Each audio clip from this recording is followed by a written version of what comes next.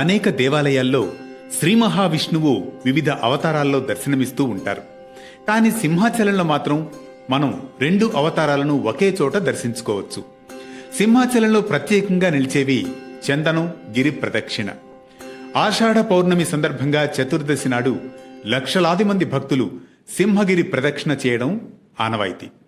ఆ మరుసటి రోజు స్వామివారికి చందనం సమర్పిస్తారు.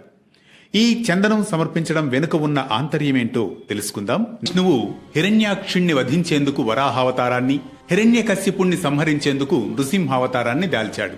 కశ్యప ప్రజాపతి కుమారులైన ఈ 2 సోదరుల్ని వధించేందుకు శ్రీహరి కృతయుగంలో 2 అవతారాలను వెనువెంటనే ధరించారని పురాణాలు విశ్లేషిస్తున్నాయి.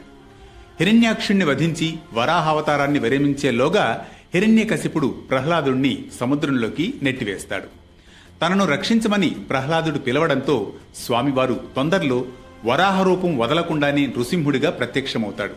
దీంతో అదే రూపంలో వరాహ నృసింహుడిగా సింహాచలం కొండపై కొలువయ్యాడు.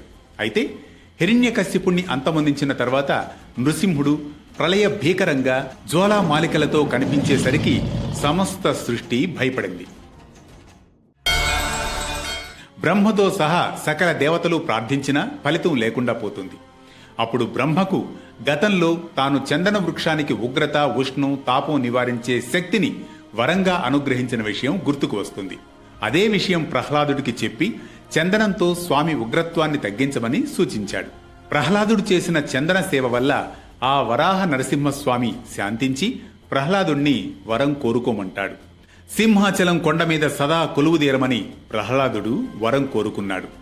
బ్రహ్మాండ పురాణం ప్రకారం పాహి శ్రీమన్నారాయణ అని ప్రహ్లాదుడు పిలవగానే గరుత్మంతుడిపై నుండి ఒక్క ఉదుటున కిందకు దూకడంతో స్వామి దివ్య చరణాలు పాతాళంలోకి దిగబడ్డాయి. అందుకే సింహాచలంలో వరాహ నారసింహుడి పాదదర్శనం భక్తులకు లభించదు. ప్రహ్లాదుడి తదనంతరం కాలక్రమంలో వరాహ నారసింహ కృతి మట్టి పుట్టలో నిక్షిప్తమైంది. కొన్ని వేల ఏళ్ల తర్వాత పురూరవ చక్రవర్తికి వరాహ నరసింహస్వామి కలలో కనిపించి తన ఉనికి తెలియజేశాడు.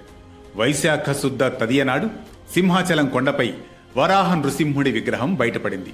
అప్పుడు పురూరవుడు స్వామివారిని చందనంతో అలంకరించాడు. అప్పటి నుంచి ప్రతి ఏటా వైశాఖ శుద్ధ తదియ రోజున శ్రీ వరాహ లక్ష్మీ నృసింహస్వామి భక్తులకు నిజరూప దర్శనం ఇస్తారు. ఈ అవకాశం కొద్ది గంటలు మాత్రమే ఉంటుంది. ఈ సమయంలో లక్షల మంది భక్తులు స్వామివారిని దర్శించుకుని చందనాన్ని ప్రసాదంగా స్వీకరిస్తారు.